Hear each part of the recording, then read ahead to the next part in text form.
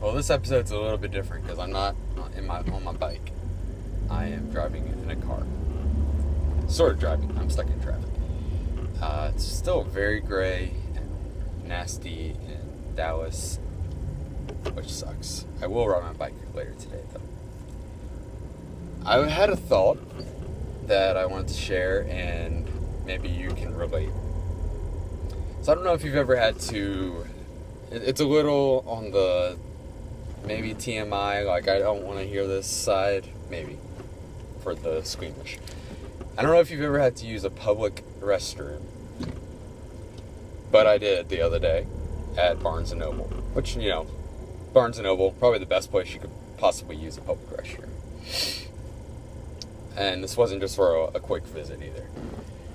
And I'm sure you've been in the same position and you've discovered that the toilet paper holders at public restrooms are the absolute worst. Like, as a designer, as a user experience kind of person, I'm like, man, this is, like, it's just terrible. It's like, you want to pull off, for one, they have the worst toilet paper ever. It's like one ply, barely does the job. But for two, you want to pull out a few sheets, but the dang thing always rips it off at like two. Nobody can use two sheets of toilet paper at a time. And so you're like fighting this machine to get the toilet paper out and cursing the world for poor design. And I'm like, man, how can these people make a product that is so crappy? No pun intended. And then I realized, wait a second,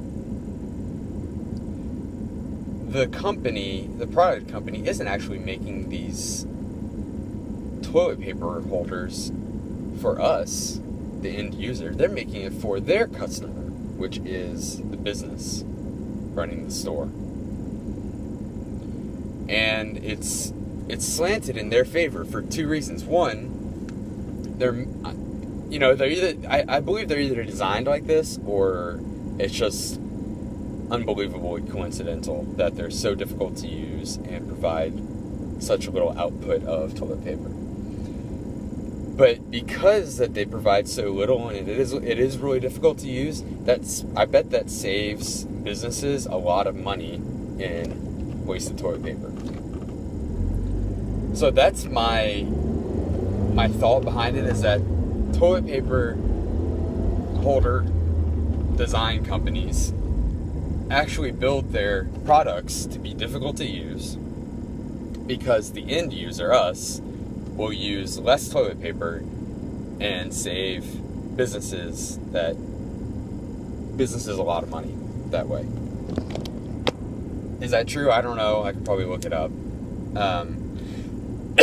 But still, you could say, okay, but why would businesses choose to offer this product to their consumers, us, if it's so sucky?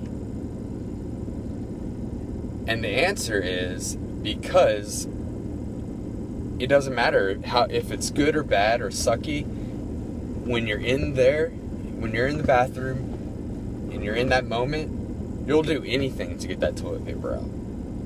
And so because of the situation, you're willing to put up with that pain.